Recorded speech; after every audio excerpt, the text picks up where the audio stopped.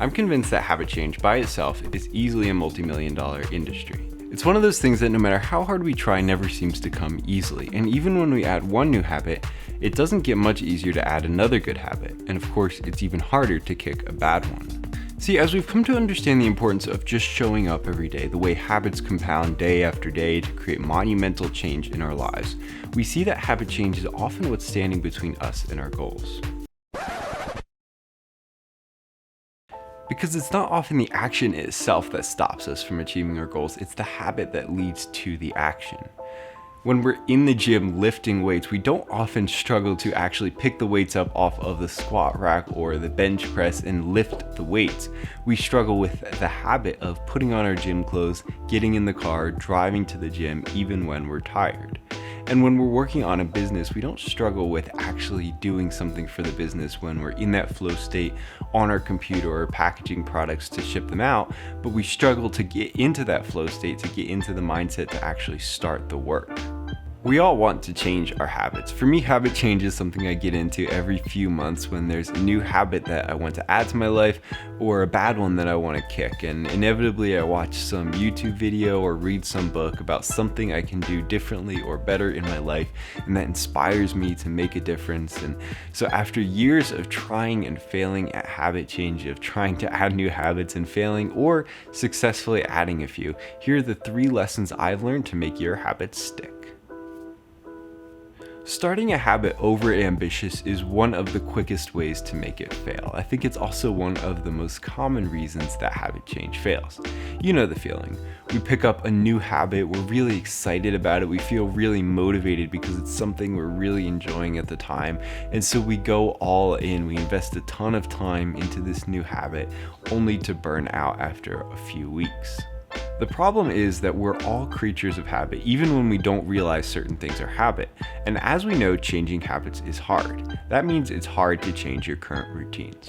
Whether it's spending too much time on social media or on Netflix, or staying up too late, or staying at home instead of getting out and going to the gym, your habits already exist and are difficult to change.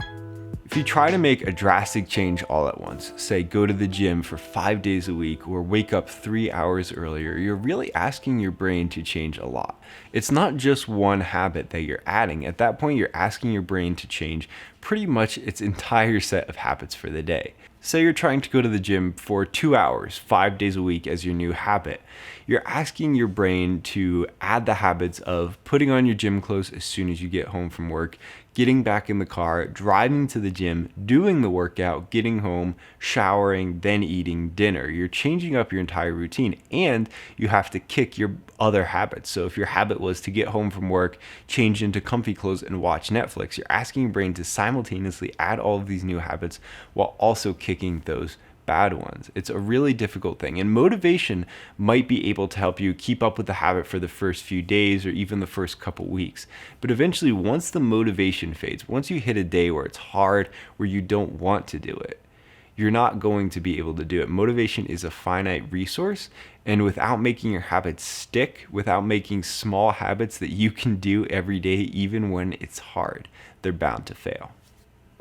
A small change is much easier to add to your natural routine. If you want to wake up earlier, just set your alarm to 15 or 30 minutes before you normally get up.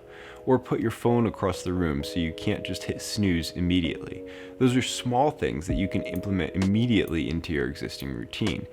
The same is true of any habit you're trying to build. If you want to read more before bed, don't set a goal of reading 30 minutes before bed or replacing all of your social media time before bed with reading time. Those are ambitious goals that are going to be difficult to achieve. Instead, put the book on your nightstand, make it easy for yourself, and then tell yourself that you're just going to read 1 page or 1 minute or 5 minutes of the book. Make it a really small goal. And the thing is, a lot of times you'll probably go beyond that initial goal. But what you're doing is setting yourself up for success, because if you start small like that, then on a day where you're really tired or you're busy or you don't feel like reading before bed, you can still achieve that habit change. You can get into the book for 5 minutes or for 1 page, and then you can feel achieved. You can continue building that habit even when you don't want to. And of course, once you've truly implemented the habit, then you can look at adding more. One of the pitfalls of the self-development industry that I found is that writers or content creators tend to take things that work for them and tell you about it as if it'll work for everybody, or at least when we're watching or reading these things, we assume that those things are going to work for us. Here's what I mean by that. One common area of self-help is the morning routine. We see videos on the morning routines of successful people or on Da Vinci's crazy sleep schedule and think that maybe if we just follow that schedule, we'll somehow be more productive or creative or successful.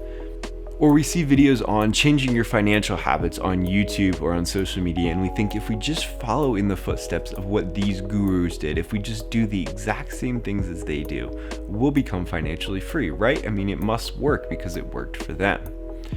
The problem is that not everything works for everybody, and you have to have some level of self-awareness. I mean, sure, it's valuable to challenge yourself, but it's also valuable to know your limits and to know what are things that you just can't change about yourself.